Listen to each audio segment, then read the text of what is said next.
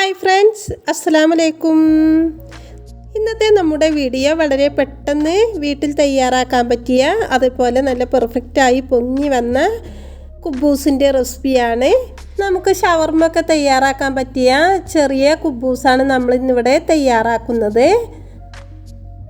അപ്പോൾ ഇതുപോലെ നിങ്ങൾ തയ്യാറാക്കുകയാണെങ്കിൽ എന്തായാലും അത് പെർഫെക്റ്റായി തന്നെ ലഭിക്കും.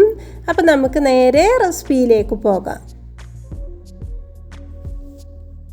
ഇതിനായി നമുക്ക് 2 കപ്പ് മൈദ എടുക്കാം. ഇനി ഇതിലേക്ക് 1/2 കപ്പ് റവയും കൂടെ ചേർത്ത് കൊടുക്കാം. നമ്മൾ ഈസ്റ്റ് എടുക്കുന്ന ടൈമിൽ പുതിയ ഈസ്റ്റ് തന്നെ എടുക്കാൻ ശ്രദ്ധിക്കുക.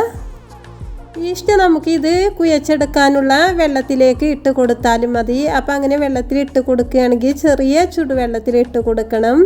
ചൂട് അധികമായാലും നമ്മുടെ മാവ് പൊങ്ങി കിട്ടില്ല. ഇപ്പോൾ ഞാൻ ഇതിലേക്ക് ചേർത്തത് ഇതിലെ ആവശ്യത്തിനുള്ള ഉപ്പാണ്. ഇനി നമുക്ക് ചെറിയ ചൂടുവെള്ളം എടുത്ത് ഇതൊന്ന് കുഴച്ചെടുക്കണം. അപ്പോൾ ആ ചൂടുവെള്ളത്തിലേക്ക് ഞാൻ 1 ടീസ്പൂണ് പഞ്ചസാരയും കൂടെ ചേർത്തിട്ടുണ്ട്. അപ്പോൾ ചൂടൊട്ടും കൂടാൻ പാടില്ല. നമ്മുടെ കൈവിരലിട്ടാൽ ചെറുതായൊരു ചൂട് മാത്രമേ ഉള്ളൂ ഉണ്ടാവാൻ പാട്. ഇല്ലെങ്കിൽ നമ്മുടെ കുബൂസ് പൊങ്ങി കിട്ടില്ല. ഇതുപോലെ അല്പാൽപ്പം വെള്ളം ഒഴിച്ച് നമുക്കിത് കുഴച്ചെടുക്കാം. ചപ്പാത്തി മാവൊക്കെ കുഴച്ചെടുക്കുന്ന അതേ രീതിയിലാണ് നമ്മളിത് കുഴച്ചെടുക്കേണ്ടത്. എന്നാൽ അതിലേറെ ഒന്നും കൂടെ പ്രസ് ചെയ്ത് നല്ല സോഫ്റ്റ് ആകുന്നത് വരെ നമുക്കിത് കുഴച്ചെടുക്കണം.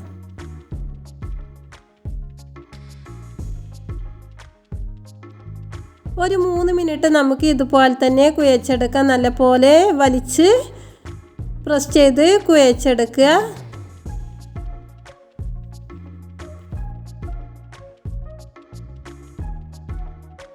ഇപ്പം നമ്മുടെ മാവ് നല്ലപോലെ സോഫ്റ്റായി കുഴച്ചെടുത്തിട്ടുണ്ട്.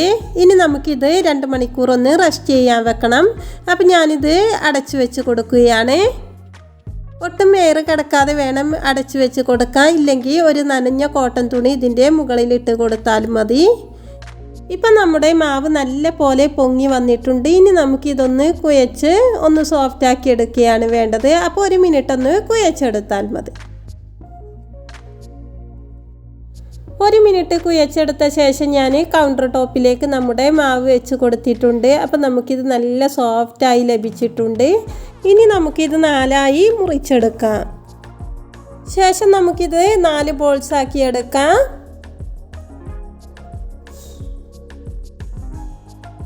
ഇനി ഇത് ഓരോന്നും നമുക്ക് കൗണ്ടർ ടോപ്പിലേക്ക് കുറച്ച് മൈദ തൂവിക്കൊടുത്ത് പരത്തിയെടുക്കാം. നമ്മളിത് നൈസായിട്ട് പരത്തിയെടുക്കരുത്. കുറച്ച് കട്ടിയോട് കൂടിയാണ് പരത്തിയെടുക്കേണ്ടത്. നമ്മൾ കുഞ്ഞു കുഞ്ഞു കുബൂസാണ് ഉണ്ടാക്കുന്നത്. അതുകൊണ്ടാണ് ഇത്ര വലുപ്പത്തിൽ പരത്തിയെടുത്തിട്ടുള്ളത്. ഇനി നമുക്ക് ഇതുപോലെ റൗണ്ട് ഷേപ്പിൽ കട്ട് ചെയ്തെടുക്കാം.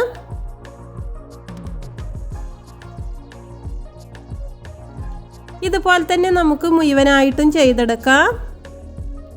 അപ്പം നമുക്ക് ഇഷ്ടമുള്ള ഷേപ്പിലും റൗണ്ടിലൊക്കെ ഇത് നമുക്ക് മുറിച്ചെടുക്കാവുന്നതാണ്.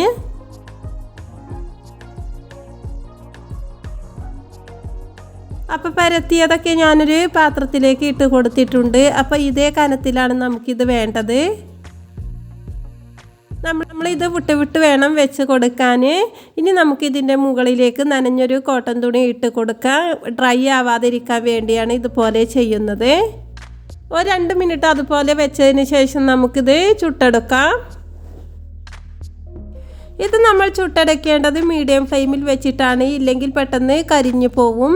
അപ്പോൾ ഇതുപോലെ തിരിച്ചും മറിച്ചും ഇട്ട് കൊടുത്ത് നമുക്കിത് വേവിച്ചെടുക്കാം.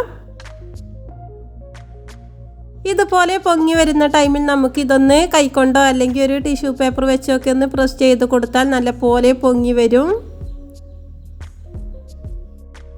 നല്ലപോലെ പൊങ്ങി വന്നതിന് ശേഷം നമുക്കൊരു പാത്രത്തിലേക്ക് മാറ്റി കൊടുക്കാം. എന്നിട്ട് ബാക്കിയുള്ളതും ഇതുപോലെ തന്നെ ചുട്ടെടുക്കാം. അപ്പോൾ ഈ കുബൂസ് കണ്ടാൽ തന്നെ നിങ്ങൾക്കറിയാം എത്രത്തോളം പെർഫെക്റ്റ് ആയിട്ടുണ്ട്. അപ്പോൾ നിങ്ങൾ ഇതുപോലെ ട്രൈ ചെയ്താൽ ഉറപ്പായിട്ടും പെർഫെക്റ്റായി നിങ്ങൾക്കും ലഭിക്കും. സാധാരണ വലിപ്പത്തിലുള്ള ഒരു കുബൂസിൻ്റെ വീഡിയോ മുന്നേ അപ്ലോഡ് ചെയ്തിരുന്നു. അപ്പോൾ അതിൻ്റെ ലിങ്ക് ആവശ്യമുള്ളവർക്ക് ഡിസ്ക്രിപ്ഷനിൽ കൊടുക്കാം. അപ്പം നമ്മുടെ കുബൂസ് ഇവിടെ റെഡി ആയിട്ടുണ്ട്. എല്ലാവരും ഒന്ന് ട്രൈ ചെയ്ത് നോക്കുക. ഇന്നത്തെ വീഡിയോ ഇഷ്ടമായ ലൈക്ക് ചെയ്യുക, ഷെയർ ചെയ്യുക, കമൻറ്റ് ചെയ്യുക. അതുപോലെ തന്നെ ഇതുവരെ സബ്സ്ക്രൈബ് ചെയ്യാതെ കാണുന്ന എല്ലാ കൂട്ടുകാരൊന്നും സബ്സ്ക്രൈബ് ചെയ്ത് സപ്പോർട്ട് ചെയ്യുക. പുതിയ റെസിപ്പിയുമായി വീണ്ടും കാണാം ഇൻഷാ അല്ലാഹ്.